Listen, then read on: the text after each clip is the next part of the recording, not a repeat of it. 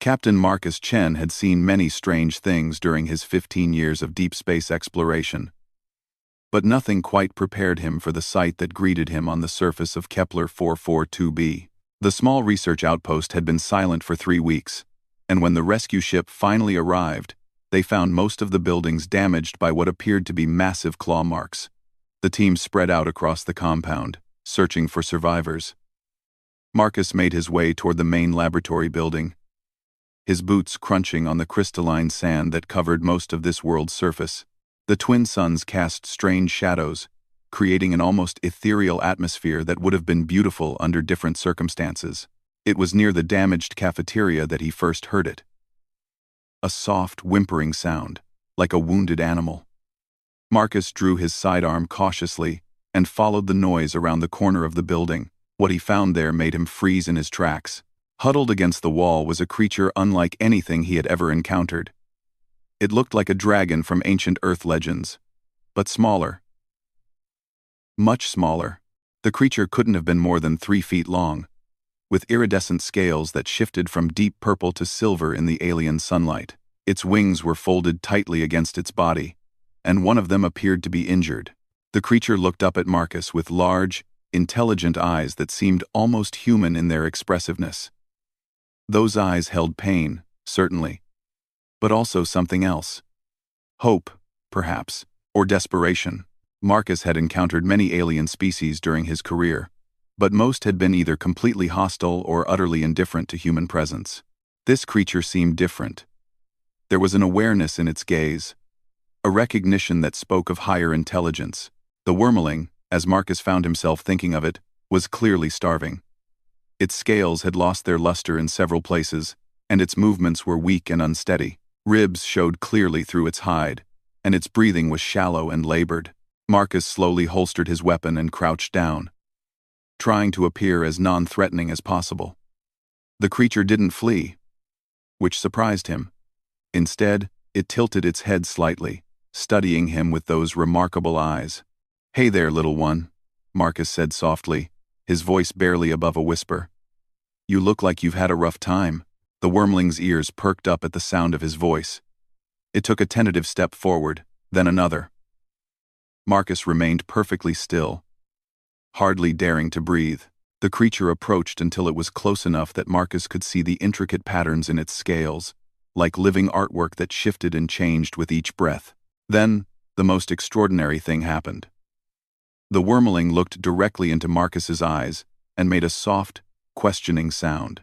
Not a roar or a growl, but something almost musical. It was a sound that somehow conveyed need, hope, and a desperate kind of trust all at once. Marcus felt his heart skip a beat. In that moment, he understood exactly what the creature was asking. It wasn't just seeking help or protection. It was asking for something much more fundamental, much more human. It was asking for companionship, for acceptance, for the simple dignity of sharing a meal with another intelligent being. Without thinking, Marcus reached into his pack and pulled out one of his emergency ration bars. The Wyrmling's eyes immediately focused on the food, but it didn't snatch or grab. Instead, it looked back up at Marcus, as if asking permission. "Go ahead," Marcus said, unwrapping the bar and placing it on the ground between them. "You need it more than I do." The creature approached the food slowly, almost ceremoniously. Instead of devouring it immediately, it took small, careful bites, all the while keeping its eyes on Marcus. After each bite, it would pause and look up, as if checking to make sure Marcus wasn't going to take the food away. It was in that moment that Marcus realized what he was witnessing. This wasn't just an animal seeking food. This was a young, intelligent being that had been alone and afraid, asking not just for sustenance but for the basic courtesy of sharing a meal. The creature understood social protocol in a way that suggested a complex society and culture. Marcus settled into a more comfortable position on the ground and pulled out another ration bar for himself. He unwrapped it slowly, making sure the Wyrmling could see what he was doing, then took a small bite. The creature's eyes widened with what could only be described as delight.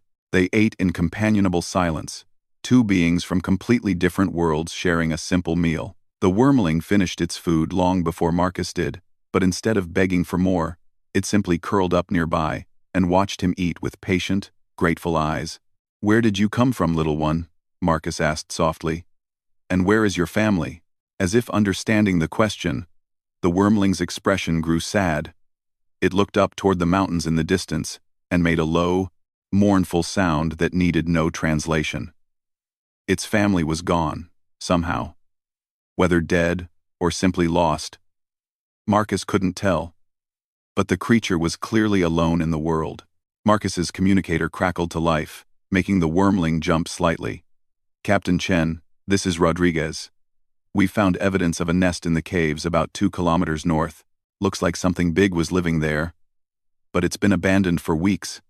No signs of life." Marcus looked down at the Wyrmling and felt a piece of the puzzle fall into place. "Rodriguez, describe what you found." "Large chamber. Looks like it was carved out deliberately. Lots of crystalline formations that seem to have been arranged intentionally. Almost like artwork. And Captain, there are smaller chambers off to the side. Looks like they might have been nurseries." The Wyrmling had been listening to the conversation with obvious understanding.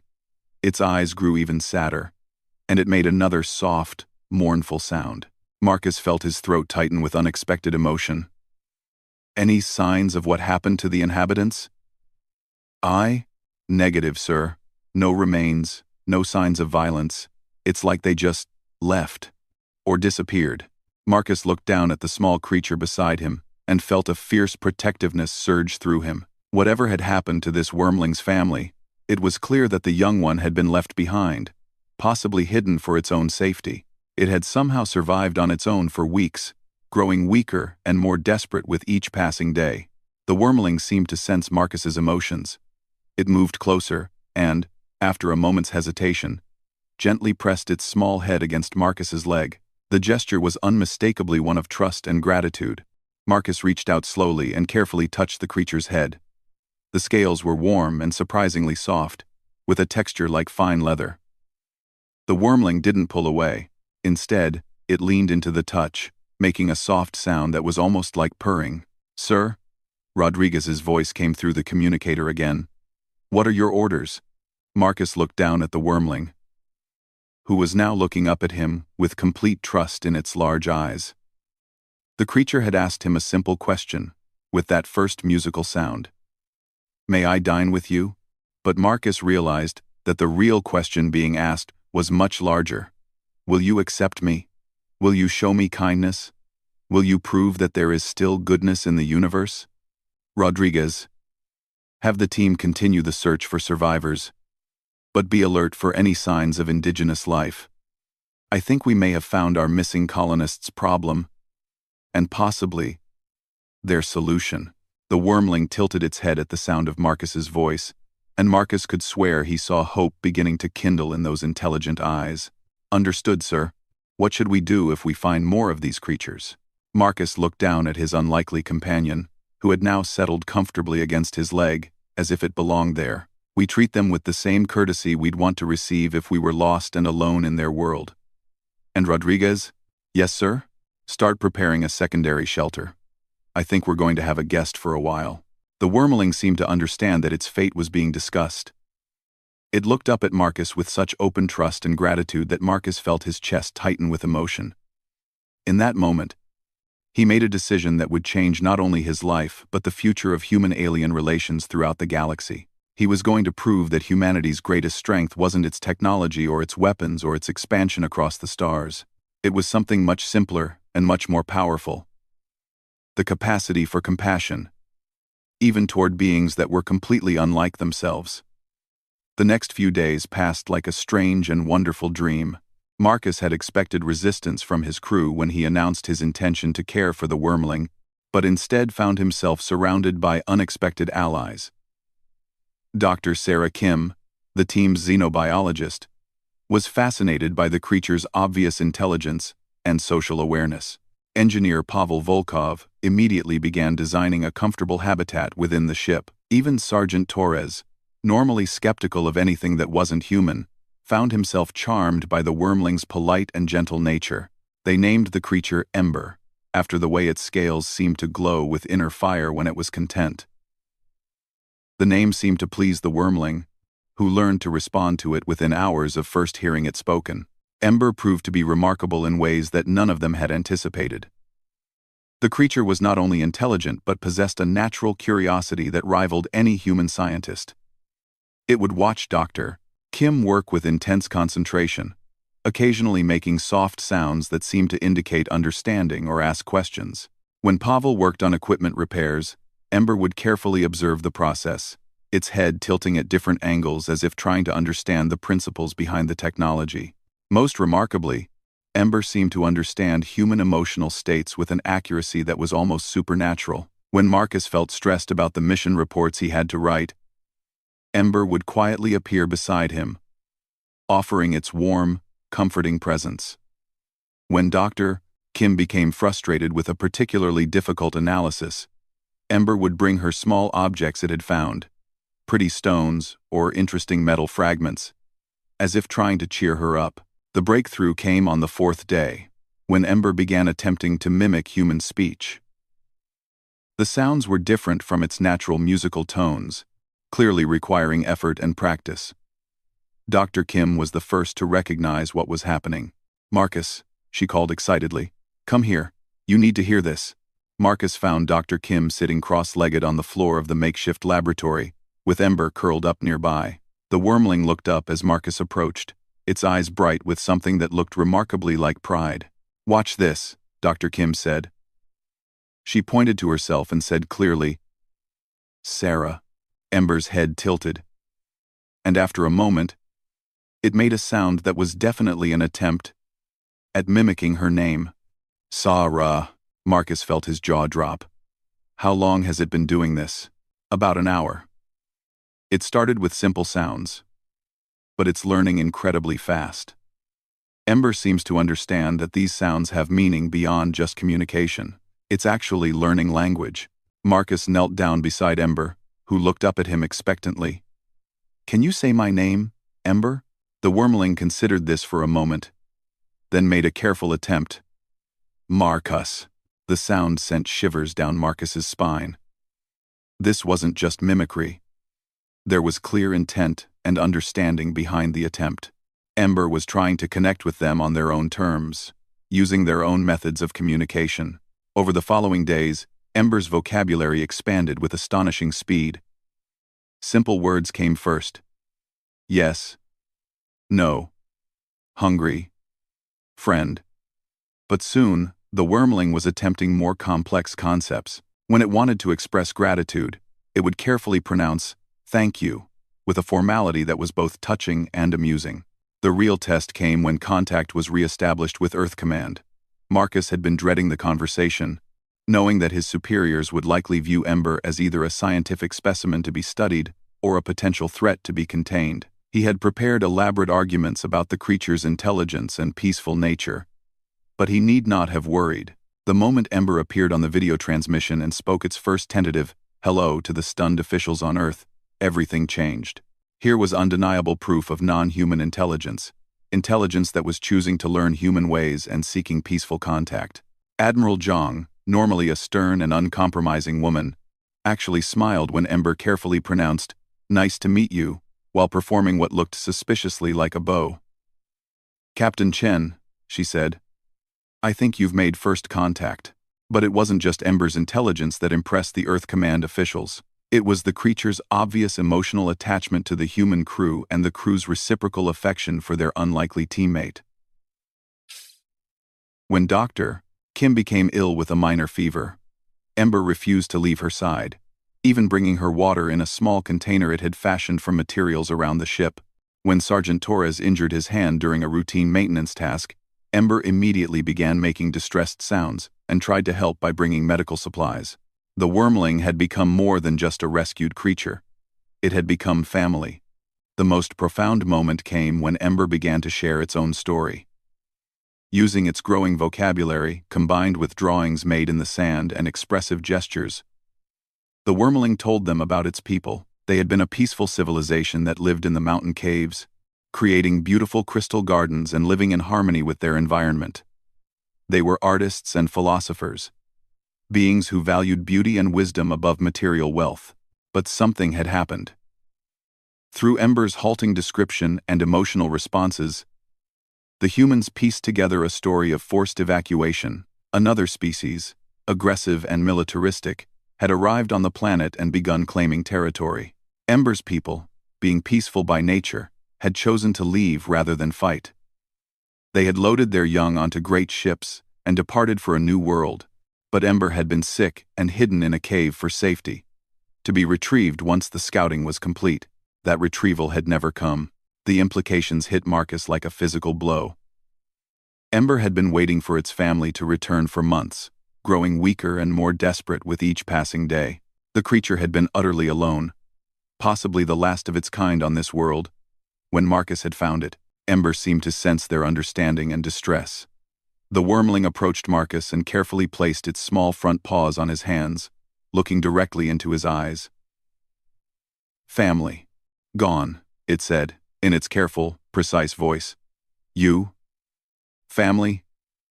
The question hung in the air like a prayer. In that moment, Marcus realized that this wasn't just about rescuing one small creature.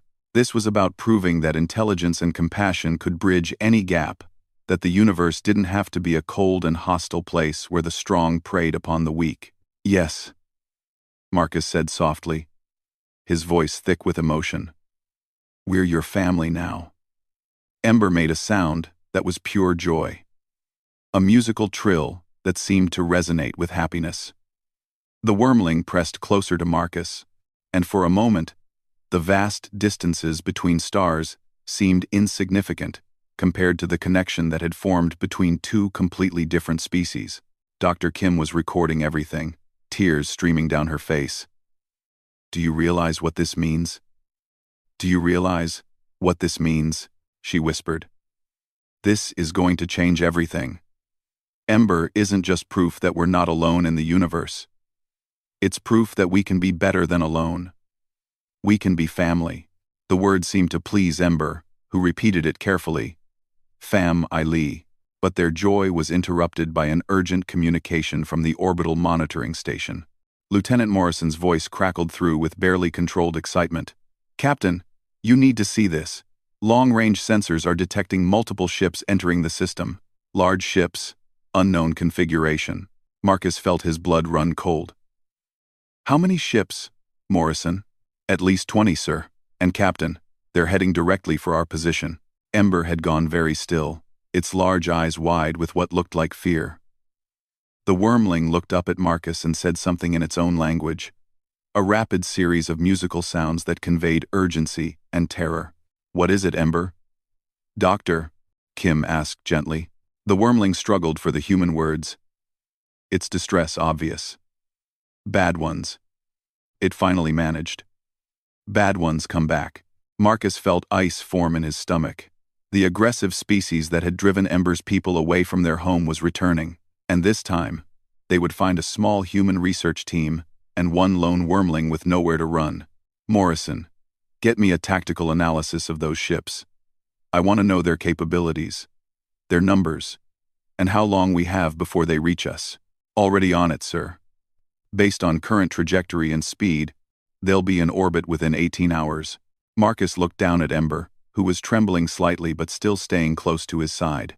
The Wyrmling had asked him a simple question days ago about sharing a meal, but now Marcus understood that the real question had been about trust, about whether humans could be counted on to stand by those who needed protection. "Morrison, send an emergency transmission to Earth Command. Tell them we have a first contact situation that requires immediate military support." "Sir, the nearest military vessel is 3 days away." Marcus knelt down beside Ember and gently stroked the Wyrmling's head. "Then we'll have to make do with what we have. We're not abandoning family."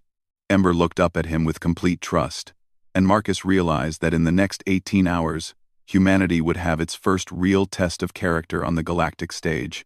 They could run and save themselves, or they could stay and prove that some things were worth fighting for. Even against impossible odds, the choice was clear. They weren't going anywhere. The alien ships entered orbit exactly when predicted, their dark hulls blotting out portions of the star field like predatory shadows. Marcus watched them through the observatory's main telescope, his jaw clenched with determination. The vessels were clearly built for war, bristling with weapon emplacements and armored plating that spoke of a species that solved problems through violence. Ember had not left Marcus's side since the ships appeared. The Wyrmling pressed close to him, occasionally making soft, worried sounds that needed no translation. Despite its obvious fear, Ember seemed determined to stay with the humans rather than hide in the safety of the ship's interior. "Incoming transmission, Captain," reported Communications Officer Park. Well, it's not in any language our computers recognize. "Put it through," Marcus ordered. The harsh, guttural sounds that filled the command center were aggressive even without translation. The tone alone conveyed threat and dominance. The kind of communication designed to intimidate rather than establish dialogue. Ember's reaction was immediate and profound. The Wyrmling began trembling violently and made a sound of pure terror, backing away from the speakers as if the voice itself could cause physical harm. "Turn it off," Marcus commanded. "Ember, it's okay. They can't hurt you while you're with us." The Wyrmling looked up at him with eyes that were ancient with pain. They hurt many," Ember said, its voice small and precise. "They take worlds. They take families." Dr. Kim knelt beside Ember and spoke gently. "Can you tell us about them? Anything that might help us understand what they want?" Ember was quiet for a long moment, gathering courage. "They call themselves devourers. They eat worlds. Not food eat. They take everything. Beauty, peace, joy. They leave only fear." The description sent chills through everyone in the room. This wasn't just territorial expansion or resource acquisition. This was something far worse. A species that seemed to feed on the destruction of others' happiness and cultures. "Captain," Sergeant Torres spoke up from the tactical station. "I'm detecting landing ships departing from the main vessels. Looks like they're planning a ground assault." Marcus made his decision. "All hands, this is the captain. We have hostile forces approaching our position. This is not a drill. We will not be abandoning our position or our responsibility to protect intelligent life. Every person on this team knew the risks when we signed up for deep space exploration. Today, we discover what we're really made of." The crew's response was immediate and unanimous. No one suggested retreat. No one questioned the decision to stand and fight. They had all seen Ember's trust and gratitude, had witnessed the Wyrmling's gentle nature and desperate hope for acceptance. The idea of abandoning such a being to its enemies was unthinkable. Engineer Volkov had been working frantically on the ship's defensive systems, pushing the research vessel's modest weapons far beyond their designed parameters. "I've managed to boost our plasma cannons to about 60% of military standard," he reported. "And I've rigged the mining charges to create a defensive perimeter. It's not much, but it might slow them down." Dr. Kim had been analyzing the data Ember had provided about the devourer species. "From what I can determine, they rely heavily on fear and intimidation. They expect their enemies to either flee or submit immediately. They may not be prepared for organized resistance from what they consider an inferior species." The first landing craft touched down just beyond the main compound at sunset. The aliens that emerged were everything Marcus had feared. Large, heavily armed beings in dark armor that seemed designed to inspire terror. They moved with predatory confidence, clearly expecting no serious resistance. They were wrong. The human team had prepared carefully, using every advantage their technology and training could provide. Hidden sensors tracked the aliens' movements, while carefully placed explosives created confusion and disruption. The research team's small but disciplined force proved far more effective than their numbers suggested. But it was Ember who provided the real surprise. As the battle raged around the compound, the Wyrmling suddenly stood and walked toward the main airlock. "Ember, no," Marcus called out. "It's too dangerous." But Ember looked back at him with a calm determination that was almost adult. "Must help family," the Wyrmling said simply. Before anyone could stop the creature, Ember had activated the airlock and stepped outside. Marcus watched in horror through the security monitors as the small Wyrmling walked directly toward the advancing alien forces. What happened next would be remembered in both human and galactic history as the moment everything changed.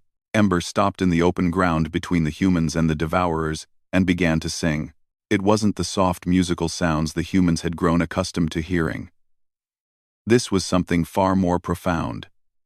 A complex harmonic pattern that seemed to resonate through the ground itself.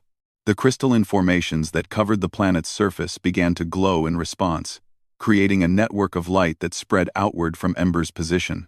The effect on the Devourers was immediate and shocking. The fearsome warriors stopped in their tracks, their weapons lowering as they stared at the small creature and the spreading web of light. Several of them actually stepped backward, and Marcus could hear sounds of confusion and what might have been fear coming through their communications. Ember continued to sing, and the light continued to spread, but this wasn't just a pretty display. Something fundamental was happening to the Devourers themselves. Their aggressive postures began to relax. Their threatening gestures became uncertain.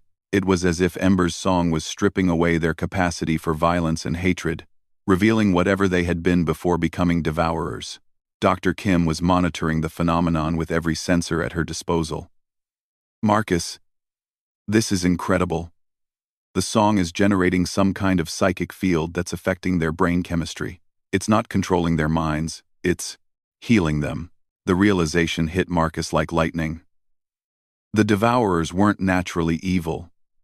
They were victims themselves, somehow corrupted or infected with the need to destroy beauty and peace. Ember wasn't fighting them. The Wyrmling was trying to cure them. The song continued for nearly an hour, growing more complex and beautiful with each passing minute. The network of light now covered the entire visible landscape, turning the alien world into something that looked like a living work of art. And gradually, impossibly, the Devourers began to change. Their dark armor fell away, revealing beings that were surprisingly similar to Ember's people. Their weapons were discarded as if they had forgotten what they were for. Several of them sat down heavily, as if awakening from a terrible dream. When Ember finally finished singing, the silence was profound. The Wyrmling swayed slightly from exhaustion but remained standing, watching the transformed aliens with compassionate eyes. One of the former Devourers approached slowly, its movements tentative and uncertain. When it reached Ember, it knelt down and made a sound that was clearly an attempt at the Wyrmling's musical language. The sound was rough and unpracticed, but unmistakably apologetic. Ember responded with a gentle trill that seemed to convey forgiveness and understanding. The former Devourer reached out carefully and touched Ember's head with obvious reverence, tears streaming down its alien features. Marcus walked slowly toward the unlikely pair, his crew following cautiously behind him. As he approached, both Ember and the alien looked up at him expectantly. "This is Marcus," Ember said in its careful English, indicating the human captain. "He is family. He teaches kindness." The alien studied Marcus with eyes that held wonder and something that might have been gratitude. It spoke in its own language, a sound that was nothing like the harsh threats they had heard earlier. This was musical and questioning, remarkably similar to Ember's natural speech. Ember translated, its voice proud and happy. He says they remember now. They remember being people of beauty and peace, before the darkness took them. He asks if humans will teach them to be good again. Marcus looked around at the dozens of former Devourers who were now watching him with hope and desperate need for acceptance. These beings had been the terror of the galaxy, but they had also been victims of something that had corrupted their very souls. Now they were free, but they had no idea how to live without the hatred that had defined them for so long. The decision was easy. "Tell him that we would be honored to help them remember what they once were," Marcus said to Ember. "Tell him that anyone who seeks peace and wishes to heal the damage they've done is welcome among us." Ember's translation caused a visible wave of relief and joy among the former Devourers. Several of them began to weep openly, overwhelmed by the prospect of redemption they had never thought possible. Dr. Kim stepped forward, her scientific mind already racing with possibilities. "Ember, how did you know your song would work? How did you know they could be healed?" "Oh." Ember looked thoughtful for a moment, searching for the right words. In stories of my people, the Wyrmling said carefully, we remember when devourers were like us. Beautiful, peaceful, good. Long time ago, darkness came from far stars, made them forget who they were. But forgetting is not same as losing. What is lost can be found again. The implications were staggering. If what Ember described was true, then the devourers had been spreading across the galaxy not as conquerors but as victims, carrying some kind of infection that transformed peaceful species into engines of destruction. And now, thanks to one small Wyrmling and the humans who had shown it kindness, that cycle was finally broken. Admiral Zhang's voice crackled through the communicator, filled with awe. Captain Chen, are you seeing what our long-range sensors are detecting? The Devourer fleet is. They're sending peaceful contact signals to every inhabited system in the sector. They're requesting permission to make amends for their previous actions. Marcus smiled down at Ember, who was now surrounded by former Devourers who were learning to sing the healing songs they had forgotten centuries ago. The Wyrmling looked up at him with eyes bright with joy and accomplishment. Family, Ember said simply. All family now. And as the first notes of an ancient healing song began to spread across the galaxy, carried by former enemies who were remembering how to be people again, Marcus realized that this was why humans had reached for the stars. Not to conquer or claim, but to find others who needed the one thing that made humans truly special. The ability to see potential for good in any being, no matter how lost they might seem. The starving Wyrmling who had asked simply to dine with them had taught the galaxy the most important lesson of all. Sometimes the greatest victories come not from fighting monsters, but from helping them remember how to be people again. And sometimes, if you're very lucky, those people might even become family. The story spread across human space and beyond, becoming the foundation legend for what would later be called the Great Healing. But for Marcus and his team, it would always be remembered simply as the day a small, hungry creature asked for kindness and received it, warming not just every human heart, but the hearts of an entire galaxy that had forgotten what peace felt like. In the end, that was humanity's greatest gift to the cosmos. The radical belief that everyone deserved a second chance, and the courage to extend that chance, even to their greatest enemies. It was a gift that echoed across the stars, carried in the songs of a Wyrmling who had learned that family wasn't about species or origin, but about the willingness to share both your food and your heart with anyone brave enough to ask.